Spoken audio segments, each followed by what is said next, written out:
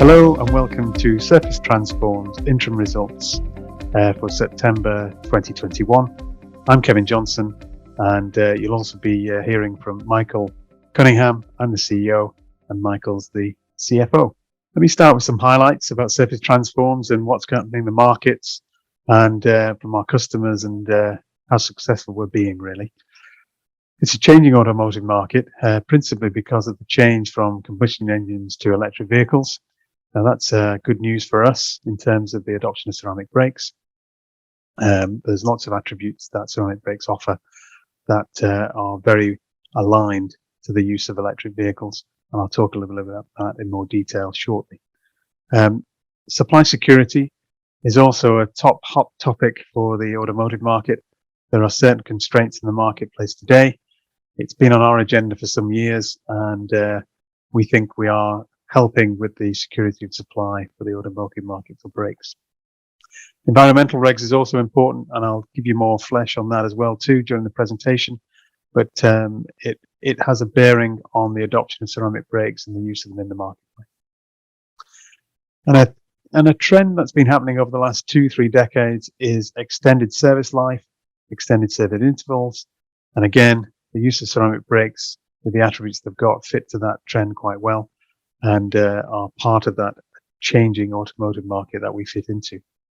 Now, we've been responding to those changing market needs and customer needs. We're one of only 2 players in the marketplace that can make carbon ceramic brakes. And in terms of our products themselves, we describe them as market leading. Our customers tell us that as well, and they're a strong fit for our customer needs. We use some proprietary technology, which is not easy to reverse engineer. And we have literally millions of combinations within our processes that make them very hard for people to copy. So we've got a strong technology background. And our customer relationships cover both combustion engine model cars and electric vehicles. And in terms of our market locations, they're mainly in the UK, US, and Europe. And that really leads us on to what we're delivering in a sustainable, resilient way. We've got strong growth through our multi-year contract we're being awarded, and they've got good margins.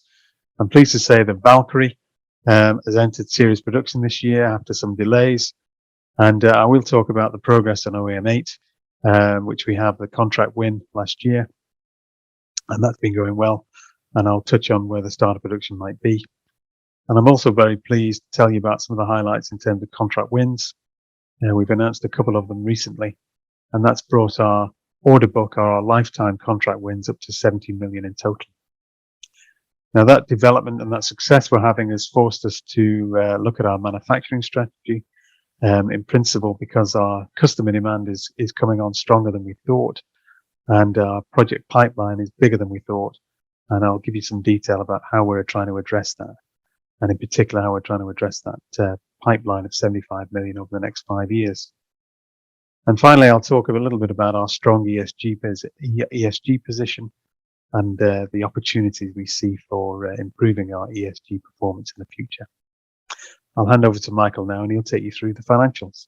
So looking at the first 6 months of the year, it's been very much a case of in line with expectations. So our sales have come in exactly where we expected them to be, at 1.2 million, an increase of 34%. And that's been driven primarily by the commencement of the delivery of Valkyrie and development income for the programs that we're currently running.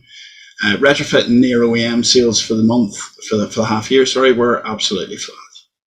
And going across to gross profit, you can see that that's flowed through from those increased sales, with a gross margins of around 62%. So that's slightly less than we were hoping for, because we haven't had the SOP yet, which we expect to come in once we go on to OEM 8, and that will give us that increase in gross margin to what we expect is somewhere around 70%. Our loss after tax for the year has increased, and that's been driven primarily by additional headcount, as we suggested during our fundraise.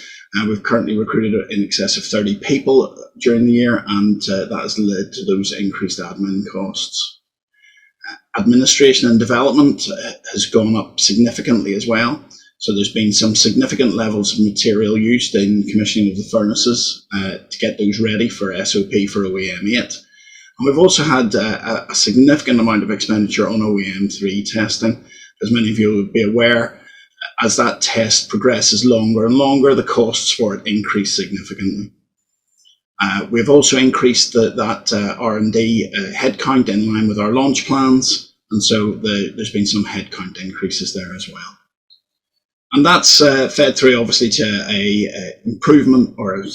an increase in the net cash used in operations in the period. So obviously with that headcount expense.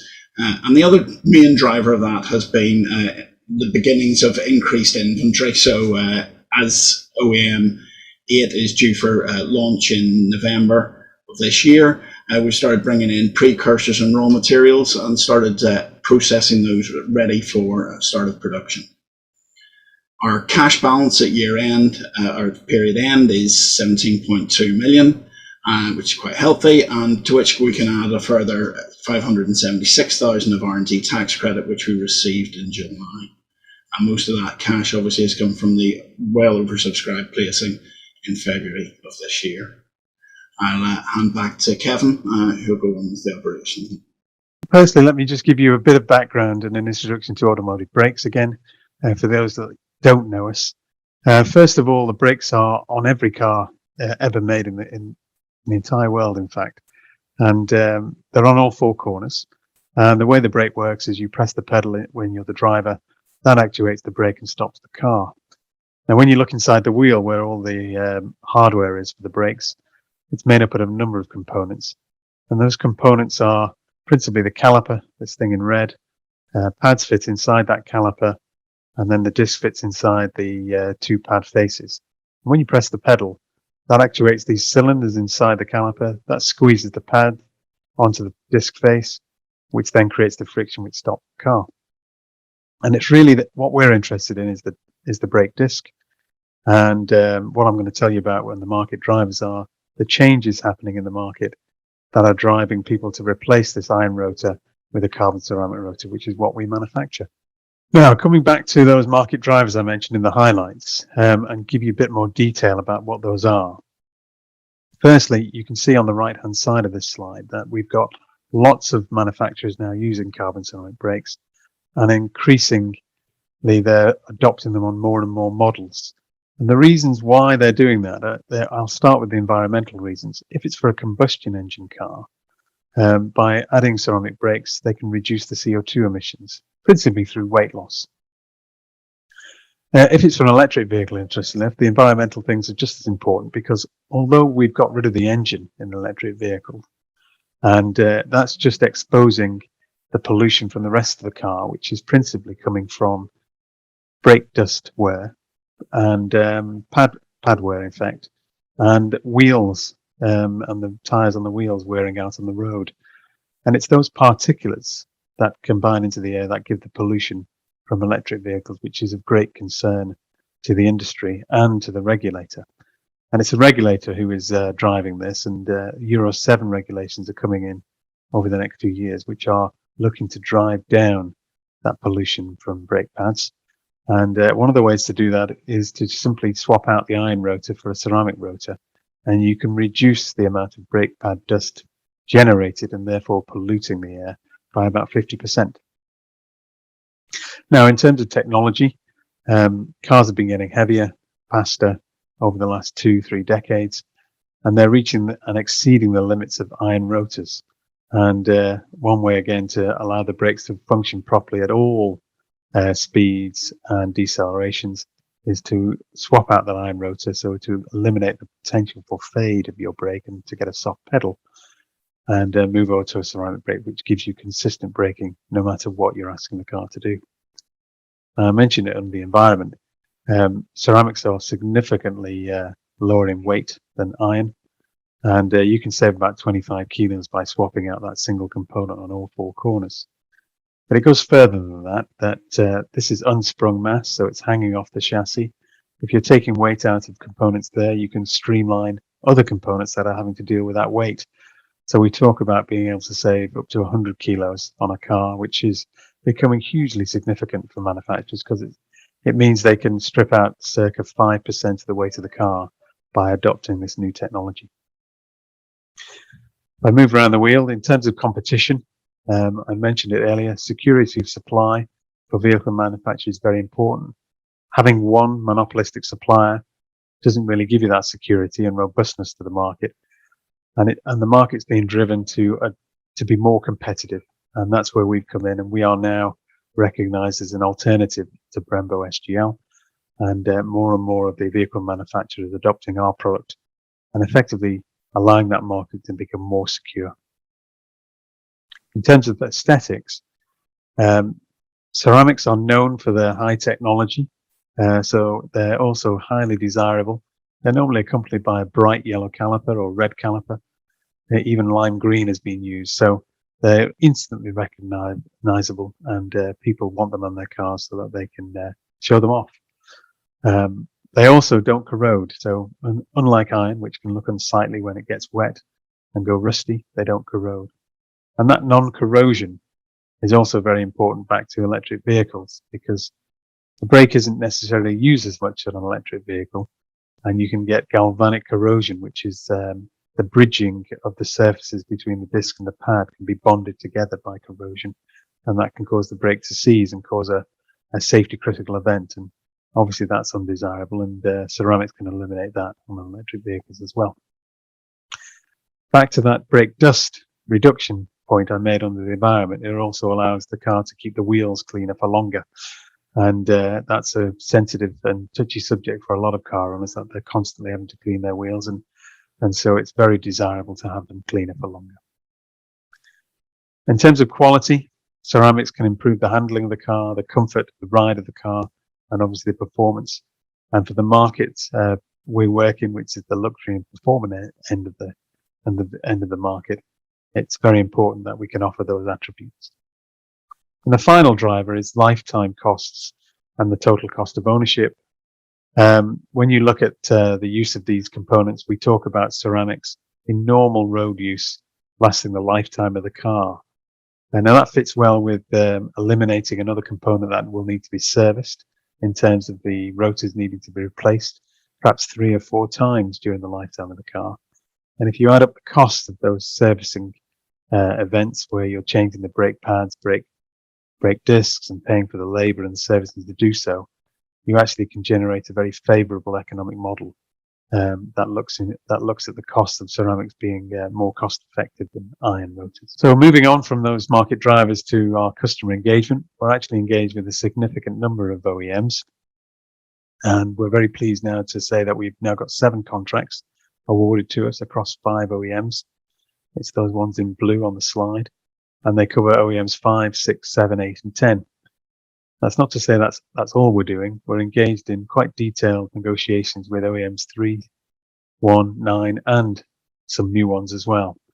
And they're at different stages, but we're very pleased with how those are going, and whether they're in negotiations or testing. And I can touch on a little bit of that further on in the presentation.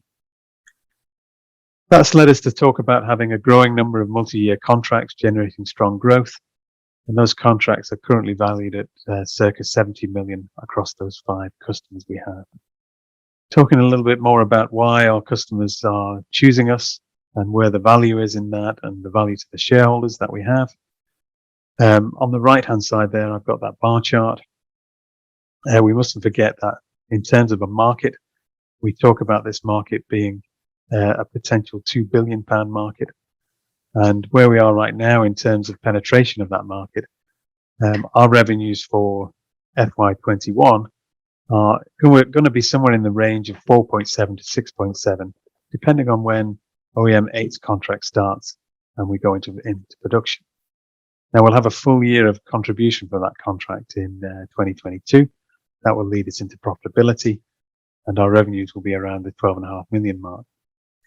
We've got some new contract launches in 2023, and that will increase our revenues to 16.5 million, and that'll move us into operating profit.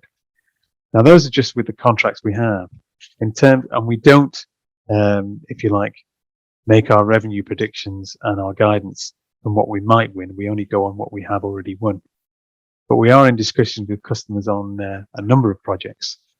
And that leads us to talk about the customer demand looking like 50 million by 2023. And if we look at further out in 2024, the prospective contract pipeline actually rises up to 70 million per year in that year. And it's that difference between contracts of circa 16.5 million by 2023 and the gap to 50 million that leads us to do our capacity planning. And I'm going to talk a little bit about how that gap needs to be addressed, and it's coming at us quite quickly, and what we can do about it a little bit later on. Now, why are we winning those contracts? Why is there such a demand curve that's growing over the next few years? If I start with the product, I mentioned it earlier, we have a superior product that's available to our customers, and that's in principle relates to that, the heat management, which is what a brake's all about. It converts kinetic energy into thermal energy, and also in terms of lifetime. And all of that relates to our technical expertise and our processing that we do to create the product. In terms of supply chain, we've worked hard to make ourselves a credible supplier, and we've done that through investing in our own supply chain, and we have dual sourcing in place for fiber now. We also have a highly integrated supply process technologies which take us right through from fiber through to the finished product in our manufacturing facility in Liverpool. Now that brings on to the geography. I mentioned it earlier. Our key markets are the UK, where we're obviously based, and we service that from our offices in Liverpool. But we also look after customers in Germany and in the US. And we're doing that currently through trips to those countries and through these COVID times with the use of technology and Teams and Zoom and the like. Now, in terms of quality, you can't operate in this market without being certified to the industry standards. We've been certified for a number of years, and we continue to be audited and checked against those standards by customers as well as the industry bodies. And we're very pleased to maintain those standards. And the key one on this slide, as I alluded to with that demand in 2023 of 50 million, is that we need to be building capacity to meet that demand. And I'm pleased to say that our current or our new manufacturing strategy allows us to talk about building towards that 50 million of capacity during 2022 and being available in 2023. And that's leading us to talk about having a long-term recurring contract position, providing rapid growth. And as I've mentioned, it gives us profitability in 2022. It allows us to continue building our capacity to meet customer demand up to 23. And we have a factory in Liverpool that has a footprint capable of delivering to that potential pipeline in 24 of 75 million. So a lot of our activities right now are looking at what our capacity requirements are from customers. And this slide really focuses initially on current contracts, those 7 contracts I've mentioned earlier, plus carryover models. And what we mean by carryover models is where they've already engineered and approved and validated the existing product, and then they take that product and just simply use it identical on the next model or the next model after that. It's advantageous to the customer because it means they can reduce the time they need to validate that on the next car, and it also saves them money as well. So effectively, those are the 2 things we consider in the very near term, and the near term for us is this year right through till 23, 24. We were pleased to say that in 22 this year, we've gone into series supply now for the Valkyrie, and that's going very well.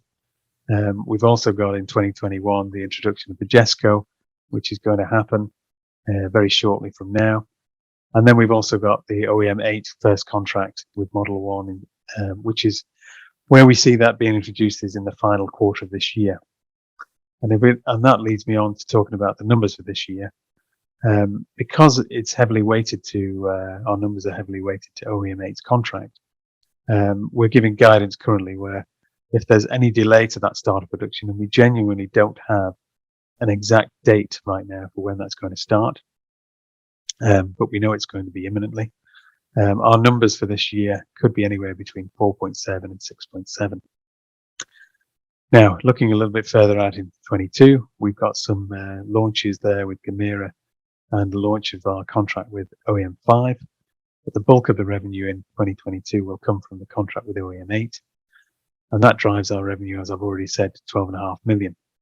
But interestingly, our customer with OEM 8 is talking to us about whether we can exceed those contract values in terms of capacity, because from their perspective, the launch of that car is going very, very well, and they may well need more capacity from us, and they want to know whether we can supply that and how much we can supply. And in terms of the demand they're seeing, it could be multiples of what we originally thought. Now, we're building that capacity in 2022, so we can see that we can make available perhaps another 5 million of capacity which they could occupy. Hence, when we look at the revenues for 22, we feel they're robust. And if we can make it available and OEM 8 understands the ramp-up rates, not just from ourselves, but from, say, half a dozen suppliers that are supplying the performance package for brakes, tires, and the aerodynamics on that car, they may well want to take up that capacity, and then we can exceed our numbers for next year. And that will continue into 2023. And as I said, we've got the launch of a carryover model with OEM 8, but it's really all about those negotiations and how fast the supply chain could make capacity available. And if we can make it available so that it could go standard fit on that model, that would see the demand from OEM 8 plus all the other contracts potentially go up to 50 million per year. And that's really where we've got to be planning for in terms of our capacity planning and building that into our factory in Liverpool. If you look a little bit further out into 2024, that's where we've started to win new contracts. We've got our first carryover model, new contract with OEM 5. That's the Model 2 there in 2024. And we've also been introduced a new customer, OEM 10. That's a big, well-known US manufacturer of cars. We're very pleased to have won that contract. It's the first contract we've effectively won from our competitor. And that will be introduced in 2024. And it'll allow us to talk about contract revenues of circa 25 million in 2024, with, again, that 50 million demand coming from potential increase in option demand from OEM 8. Looking a little bit further out then, and adding in that prospective contract pipeline, plus contracts and carryover, we have launches that are penciled in currently with OEM 9 in 2023. Now, originally that was penciled in for 2022, but there's been a delay there of about a year. And that's principally because they're focused on launches of other cars that are happening now, and they need their engineers and resources to be finding solutions to getting that startup production underway, so that they push back the launch of the ceramic variant until 2023. Moving into 2024, we've got sourcing decisions and sourcing programs with OEM 6, OEM 1, OEM 3, which covers group, and we're pleased with how those are going. They're not finished yet, but as you've gathered from OEM 10's announcement for a launch in 2024, those sourcing decisions have to be made probably within the next 6 to 12 months. And that's what we're working on to ensure that our customers have got everything they need to make those decisions in a timely manner. But it's those decisions that will drive our revenues right up to 75 million in 24. And then again, we have to be planning for that. And then if you look a little bit further out into 2025 and 26, you can see that that potential contract pipeline actually takes those revenues beyond 75 million towards the 100 million mark. And there's a decision there we need to be considering perhaps over the next 12 months, that if we're successful in winning those programs, we can't cope with that kind of capacity with our existing footprint in Liverpool for our factory. We'll have to start looking at how we expand from there. But we've got a little bit of time to work out how to do that over the next year. What it has told us is that that demand curve we are on is accelerating. And I think it was only sort of 6 months ago that I was talking about that demand curve pushing us to make decisions for 2024. Now it's pushing us in principle because of OEM 8's demand that we need to be making decisions for 2023 and 24. So our old strategy for the manufacturing and the scale up of manufacturing was always about the cellular factory, and we started with the small volume development cell we have there in the middle of our plan view of the plant. We went ahead and then built OEM cell 1, and that delivered 2021's capacity of 20 million. And then we completed our fundraising at the earlier part of this year so that we can go and invest in OEM cell 2, and that would have took us to 35 million for 22 and 23. And then the plan from there was to add OEM cell 3 sequentially, typically 1 cell per year, and that would have added 3, 4, and 5 and taken us up to the 75 million per annum capacity. Now, as I say, we now need to be able to deliver capacities to meet customer requirements that are 50 million by 2023. So we've had to look at this strategy and adapt it somewhat so that we can accelerate that capacity build. And when we've done that, the principal issue we found was that asking our supply chain in terms of building furnaces, could they build the furnaces to supply 2 cells at once? The answer came back that that can't be done. They just don't have the footprint. They don't have the capabilities to run those things in parallel. But through discussions and understanding our capacities and what they can do, the answer then was simply, well, rather than trying to build 2 at once, we should expand the size of these furnaces and make them larger, and that will give us the capacity, and they'll be able to build those in the same time with the same footprint in their facilities to do it. So that led us to saying, well, we need to move away from that cellular type manufacturing strategy to a plant flow strategy, and therefore that's what we've done. It's given us a principal benefit that we've been able to bring forward our capacity build by about 18 months. And now we talk about delivering 50 million in 2023. And the other benefits that it's allowed us to do is what we found is in the negotiations of building those larger furnaces, we can actually get larger furnaces, build more capacity for the same planned expenditure we had for OEM cell 2. So we're effectively getting an extra 15 million of capacity for the same investment we were going to do for the cellular investment. That also follows on that as we were going to build cell 3, 4, and 5 to take our capacity up to that 75 million, we'll now save a further 10 million in the future to fully equip the whole factory to deliver that 75 million capacity. The last piece of it, as we've gone to the bigger furnaces, we've found that they're more efficient. They can be more productive. That obviously gives us a cost benefit as well, but it also improves our carbon footprint from an environmental perspective. And that's a very welcome addition to our ESG credentials. The other impact in terms of manufacturing benefits it's obviously a more leaner flow. And instead of having to build capacity in 10 million pound buckets, which is what the cost of a cell would have been, we can now do it in 5 million pound buckets, and where we're just releasing bottlenecks within the flow through the plant. And all of that put together has allowed us to get ahead of that wave of demand and get ahead of the curve. And we can now talk about building future capacity beyond 50 million, which should be triggered by new contract wins rather than having to build capacity prior to winning those contracts. Now, just to give you a bit of flavor of how that capacity implementation is going, we now call it phase 2 rather than cell 2. It still delivers, and I'm at pains to stress this to everyone, that it still delivers significant manufacturing resilience. And all the decisions we're making are on track. We said we would be going through the decision-making process and sourcing for furnaces, to the long lead time items, and then allowing those guys in the summer of this year to commence fabrication. I'm pleased to say that's all going ahead. All of the negotiations on the capacity spend, as I mentioned, are in line with expectations.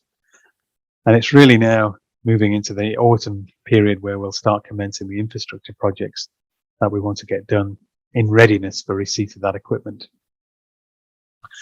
That leads me on to talking about the supply chain for equipment. And although there's no delays to what we're doing, we want to flag some risks that are there because we've been told by our supply chain that some of the raw materials they're using, like graphite and CFC materials, which are carbon fiber composites, are in a shorter supply. It's not causing them any issues today because they're on a long lead time, but it's just a risk that needs to be managed by ourselves and our supply chain so that we can ensure that any disruption that's being seen by COVID and Brexit can be managed. The last point on this slide is that we've had lots of requests from shareholders for a visit so that they can see how we're getting on with all of this work. And we are planning a capital markets day. We've done this in the past, where we've had one day for funds and another day for retail investors. We plan to do something similar towards the end of Q1 next year, so at the end of March, and hopefully that'll be well attended by our shareholders. On to our other activities in terms of operations and ESG. I get asked about what we've been doing in particular for a particular environmental test for our engineering for one of our customers, OEM3. We've made significant progress in the last 6 months on that. I'd argue we've probably made more progress in the last 6 months than we have done over the last 3 years on that particular activity.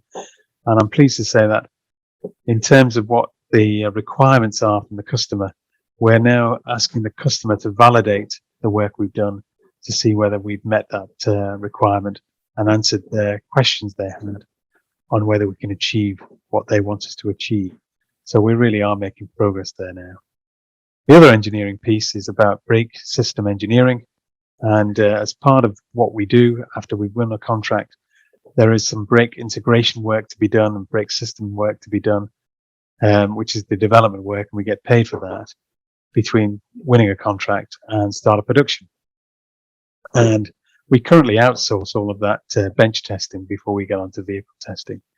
It can be quite expensive, and we're not really in control of the schedules. And if we don't book it in, we can be bumped and not get available slots from our test houses. And it's something our customers have flagged as a risk. And to address that, we're bringing these bench tests or dynamometers in-house. And we'll take receipt of our first dynamometer next year. That'll be installed, and it'll be a welcome addition. It'll expand our capabilities, and it'll actually reduce some of our costs as well. I've mentioned it already, but in terms of supply chain, that we have dual sourcing. So we feel in a reasonable shape from our own supply chain. And I mentioned that we are managing relationships with the equipment suppliers to ensure that any material shortages are dealt with as and when during the implementation of capacity. In terms of health, safety, environment, and quality, we maintain all our standards, as I've mentioned earlier, and our certifications. We were very pleased to add the ISO 45001 to that, which is the health and safety one, earlier this year. On the topic of people, we've been recruiting at pace during this year, and we've been recruiting circa 30 to 40 people during the year, and that's gone well. We've managed to find really good quality people.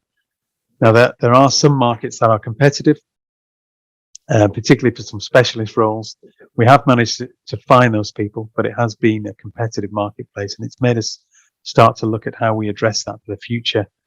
And we believe we'll start to implement some training programs as part of our future planning to ensure that we've got the skills we need for the expansion and the growth we're experiencing now and into the future. We don't talk about it a lot, but our cost reduction program has gone well.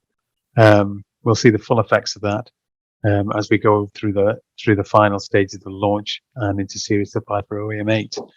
It's the reason we can talk about good margins, because our pricing is fixed. It's fixed for many years over the contract lifetime. It's normally fixed.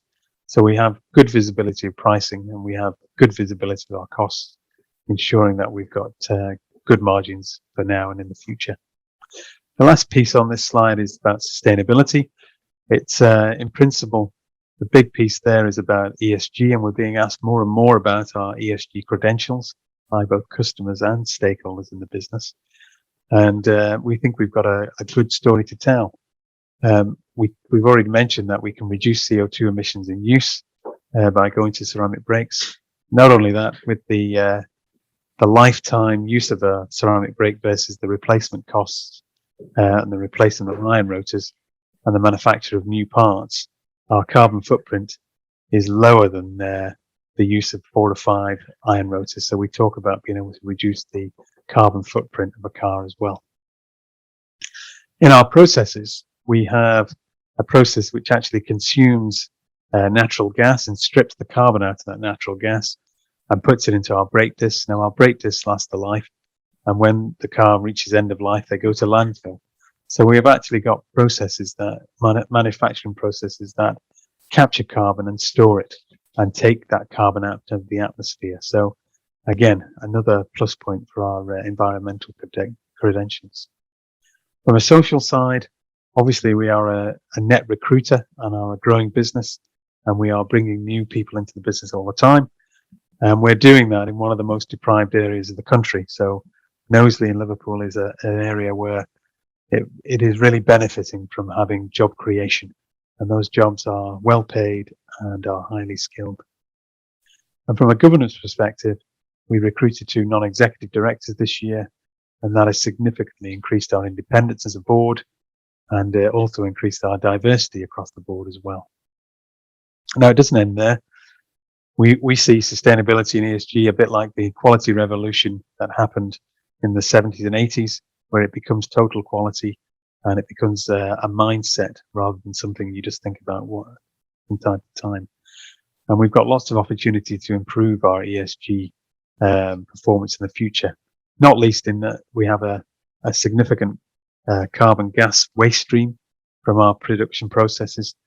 And our intention in the future is to recycle those gases and generate our own power, because we're also a big power user.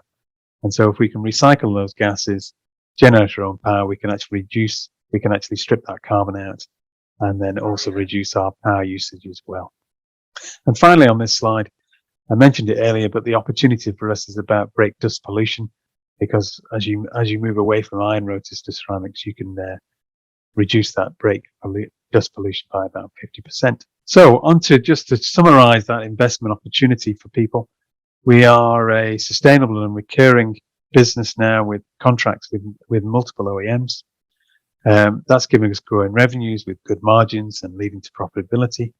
And all of that is in the context of that demand curve I talked about, that is at 50 million in 2023, with the prospective contract pipeline over the next few years of 75 million. Now that acceleration of that demand has led us to change our manufacturing strategy, and we're now moving to this plant flow, and that enables us to deliver that capacity faster and deliver to that 50 million capacity target we've now got for 2023. That implementation of that capacity is all on track, and it's in line with our expectations in terms of cost. And as Michael talked about earlier, our trading for the half year is in line, and our full year numbers are really going to be dictated by the start of production for OEM 8 and when exactly that might start. And we've given that guidance that there is a difference of about 2 million depending on if that series supply starts within the last quarter or doesn't. Now, looking at our outlook, we're a high growth company. We've got those contracts in place of 70 million across 5 customers. We do expect to win more in the future as well. Our revenues are unchanged for 2022 in terms of our guidance, and we'd argue they're actually more robust with the conversations we're having with OEM 8 about future demand. And in terms of then our future investment plans, for us to invest in the capacity to get us to 75 million, we know that's a reduction of investment plans of about 10 million. And we also know that to do that, we can now do it in buckets of 5 million rather than 10. And that'll allow us to use our free cash flow as we go into profitability to make that investment over the next year or two. And that's really the story. And I appreciate your time and thanks for listening. And I'll leave with that.